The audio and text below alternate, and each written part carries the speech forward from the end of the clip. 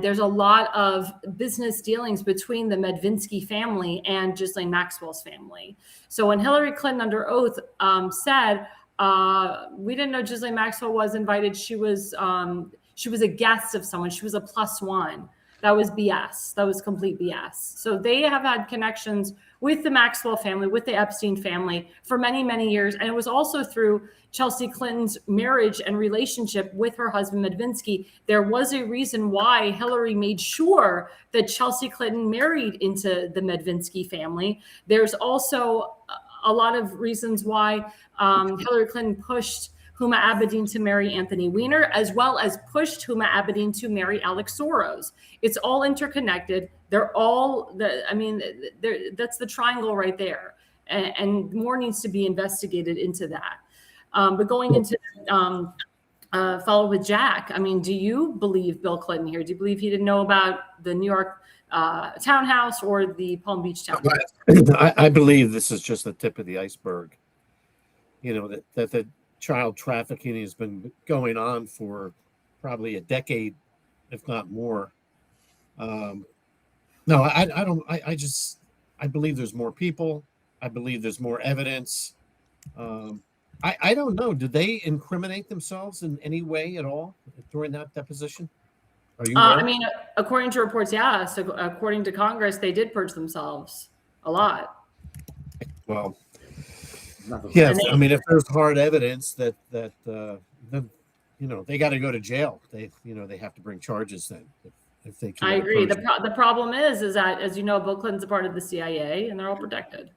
Seth, you think they'll go to jail? No. If everybody who went to jail, if everybody who deserved to be in jail went to jail, Congress would be empty. We'd have no government. There'd be nobody there. Nobody's going to jail for this. Why would anybody even think there's going to be accountability for this? There isn't going to be. None. Yeah, this has to do with underage children, though. I think that's the red line for the American people. That is. The American people have no say in the government. The government is its own body. They don't listen to us. They haven't listened to us in decades. They don't give a shit what we think.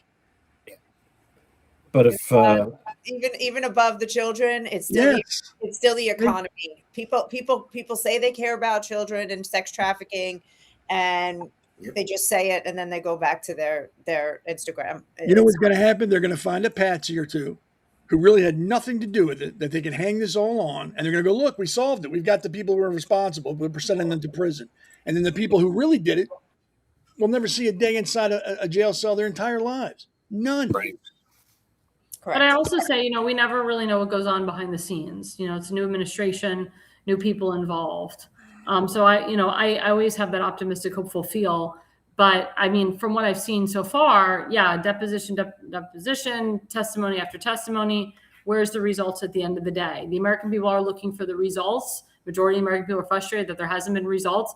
And as Elena has pointed out, and Seth and so forth, because Elena's done extensive work on this, there's massive amounts of sex trafficking, child trafficking, human trafficking, and now we're just hearing about it.